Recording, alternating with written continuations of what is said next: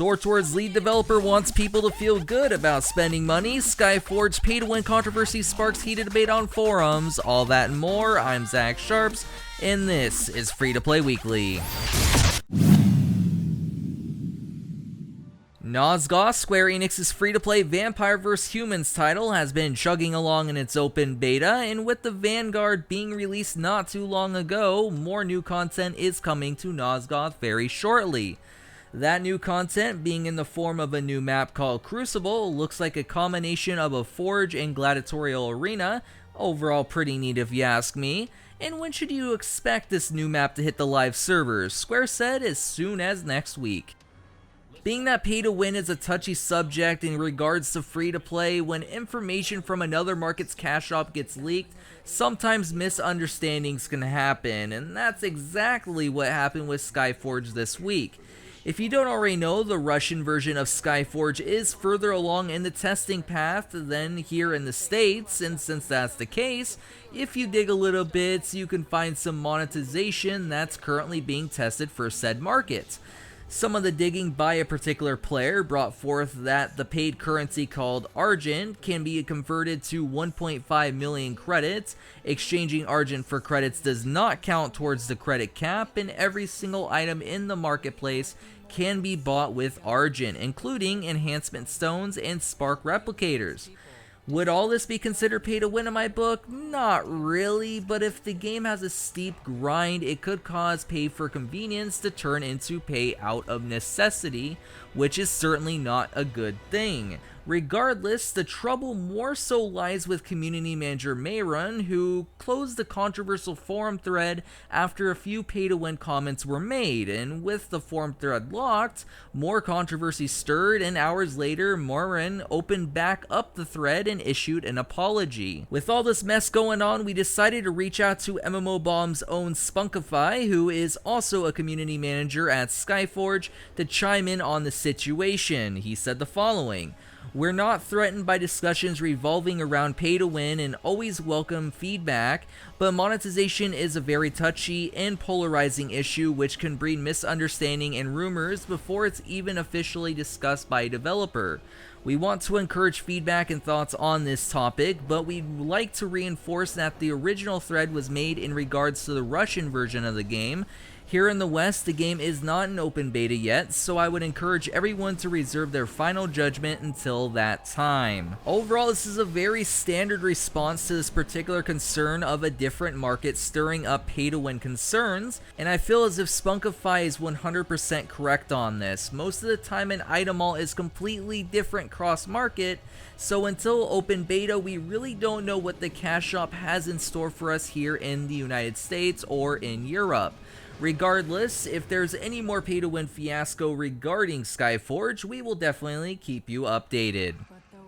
Blizzard's highly anticipated multiplayer online battle arena, Heroes of the Storm, got a large content update this week, and with it came plenty of new and expanded upon features. The first of which is a brand new hero, Sylvanas Windrunner, that utilizes auto lock-on abilities, can render towers useless for a short period of time, and has quick evasion capabilities.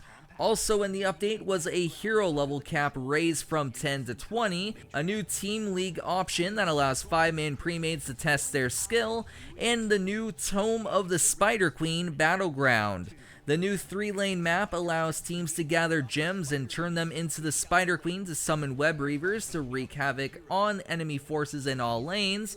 And overall, the battlegrounds seem pretty cool, but for some reason, even though I played over 15 games since the patch, it hasn't cycled into play for me yet. I guess that's what happens when your MOBA has a good bit of battlegrounds already. Regardless, alongside the highlights I just mentioned, there was also a lot of balancing tweaks and other additional leveling benefits added to the game, along with UI changes. If you want a full rundown, make sure to check out the full patch notes on Blizzard's website.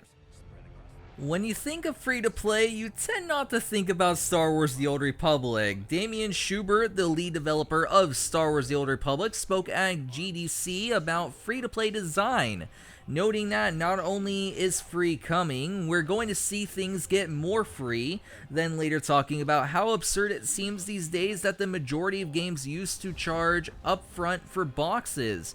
It seems as if Damien thinks free-to-play is evolving the industry as a whole, and moving forward things might look a lot different. After talking a bit more about free-to-play and how you don't want to shift too far into methods of squeezing players for every penny, Damien later states that you want people to feel good about every dollar they give you. In the end, it does make sense that free-to-play devs are examining exactly how far they can go with monetization, but what really strikes me as irony is who spoke out about it, being that he runs one of the least free games within the free-to-play market, and that's coming from myself who really likes Star Wars The Old Republic.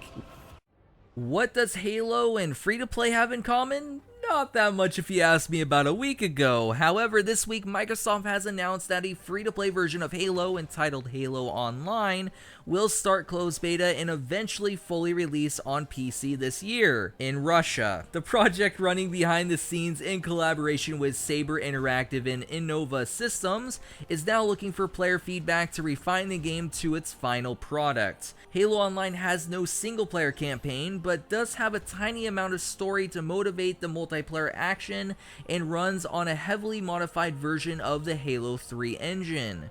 If you're like me, a huge fan of Halo, you're probably like, why Microsoft, why? Bring it to the US.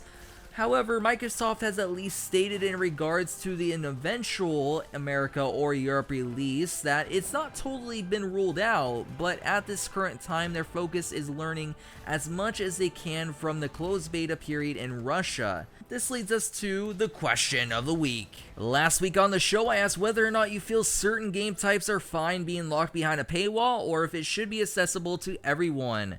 A user by the name of Itakata said the following: subscription options are fine in free-to-play for bonus perks, but completely locking content behind a subscription-only paywall when a game is advertised as free-to-play is a very underhanded business tactic to try to bait in more subscribers for all the wrong reasons.